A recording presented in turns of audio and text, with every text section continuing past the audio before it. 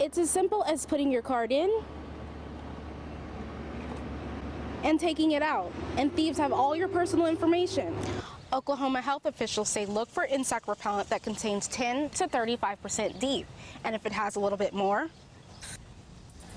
that's okay too. An Ardmore family is finally speaking up after Eric Tompkins was fatally shot by police Sunday morning. A pat-down consists of searching the body from head to toe, and now using a wand for underneath Band-Aids. The city of Maysville hasn't had its own ambulance service for more than 20 years, and now that they found one, they're having trouble getting a license for it. It's a difference between life and death. John Williams' family owned Maysville's ambulance service until the late 80s when the city of Lindsay took over. If there is an emergency, they're there for us, and we appreciate that. But there's nothing like having an ambulance here in your town. That's why Maysville wants to sign up with a company called EMS Plus. They're going to come in here cheaper for the citizens.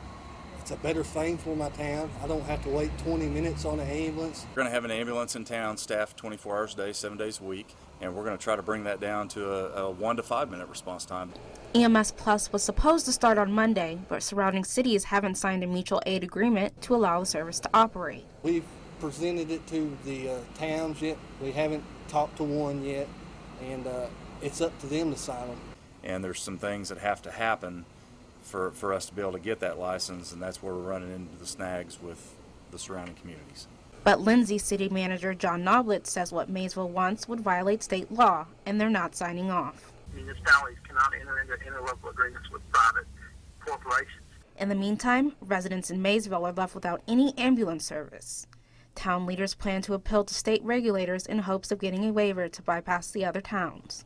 About every third trip, I catch the railroad, the train across the track, and you have to sit there for 30 or 45 minutes. Ravia residents are fed up with BNSF trains getting stuck on the tracks over Highway 22. It happens about 3 times a day and can't be moved until the railroad company is contacted. Seems like it's the last 3 or 4 years, it's just gotten worse. Residents say there have been instances where they have waited in their cars up to an hour just for the train to get across the tracks. Our first call come in just a little bit after 12:20, 12:15. The train was sitting on the tracks in. The second call come in a little after 1. And the train was still sitting on the tracks. Fire Chief Curtis Parker says just this week, a stopped train caused a 15-minute delay for an ambulance to get to a wreck. You know, you look at every second counts in life and death situations. Instead of the train company getting the brunt of complaints, Sheriff John Smith said deputies are the recipients of people's anger. So that's a big issue for us. They're not only tying up phone lines for emergencies, it's really frustrating to our dispatch personnel when they have to hear something when it's really nothing they can do about it. City officials say they have reached out to the train company, but the only thing they can do is keep calling and requesting that the trains be moved. There are no regulations regarding trains blocking crossings. Smith says moving the train isn't that easy. You can break other federal laws while doing so. Homeowners of this house behind me say they hired a local contractor to remodel the outside of their home, but the house ended up looking worse than where it started. Nothing that he done was done correct. Tammy Irons has lived in her home in Davis for 6 years. Last winter, she decided she wanted to remodel. Talked to several contractors, and they were all busy, couldn't do it. And I seen his ad in the paper and called, and him and his wife came the next day.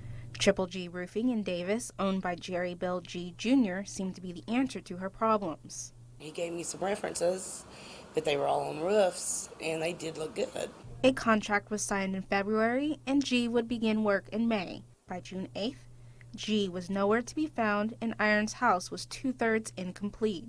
I called and texted several times, and he wouldn't reply. He started the project and never finished it. Irons says she paid G more than $15,000 and was left with a sagging roof, only 1 of 12 windows installed, incomplete siding, and a mess in her backyard.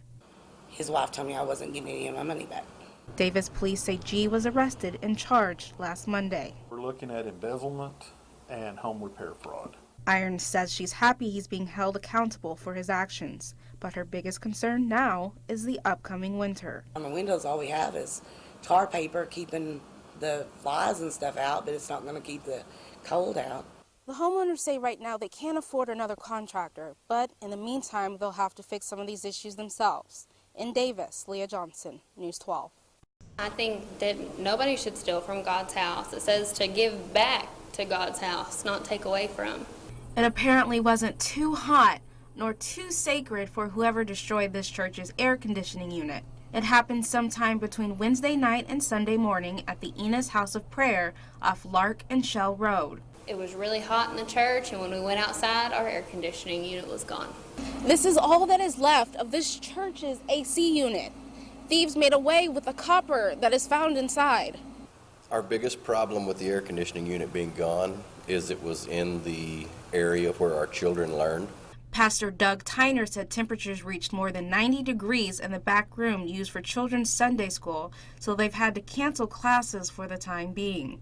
He says the copper would have only been worth $20 or $30, but replacing the unit will cost the church about $6,000, something the church's 50 members just can't afford. We will probably have to start a fundraiser. But through it all, the church says they have no hard feelings. We hope that in the long run, it turns out to be a blessing in their lives. In fact, they've already forgiven those responsible. A thief hung on the cross beside Jesus Christ and asked for forgiveness, and he forgave him that very day. Whoever did it, I just hope that they've learned their lesson and that they've asked for forgiveness. In Enos,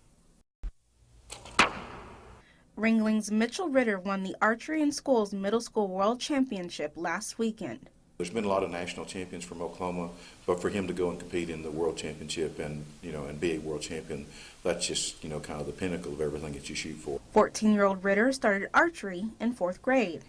Thought it would be just neat, just why not do something else? I like to do everything I can.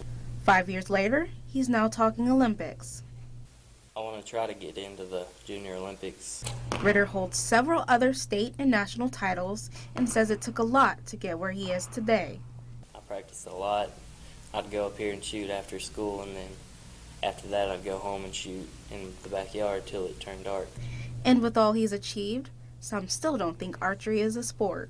It's not something that goes back and forth between two teams for like a game, but really kind of is. There's just as much competition and training and a lot more mental aspect. Ritter isn't sure what he wants to be when he grows up, but for younger Ringling students, he is an example of what they hope to be. It inspires our young people, to understand that even from a small area, they can do something very, very successful. In Ringling, Leah Johnson, News 12. Pauls Valley Police say this convenience store right behind me and 2 others failed to properly check IDs and sold beer to minors. It's good that we try to prevent at least some substance getting into the hands of people who can't control it. Certainly young people cannot. Concerned parents and community members prompted police to coordinate a compliance check last Friday. We had numerous complaints coming in from the community and parents stating that there were some convenience stores in town that were possibly selling low point beer to minors. Leading police to 3 stores that sold beer to an undercover minor. We hit all 13 convenience stores in town, to include Walmart and Homeland. Chief Mitch McGill says Leonard Superstop, Love's Travel Stop, and Chisholm Corner Gas Station failed the check, and the employees working were immediately given a citation. Proactively combat that, because obviously we do not want alcohol in the hands of our children. Alpha Elkins works next door to Leonard Superstop at a liquor store owned by the same company. She says in 44 years, this is the first time either store has had this issue. They're told that, if they sell to a minor, first thing, they will probably get a fine from the police. Second of all, they will lose their job. And it's unfortunate that the person that was working Friday night did not check the ID. Elkins says from here on, she will emphasize to her employees the penalties of selling alcohol to minors. It's a pretty stiff penalty, so that would be a deterrent, I would think, to whoever's working to be sure they check those IDs. Police say if the store employee is convicted, he or she can face fines up to $549. In Pauls Valley, Leah Johnson, News 12.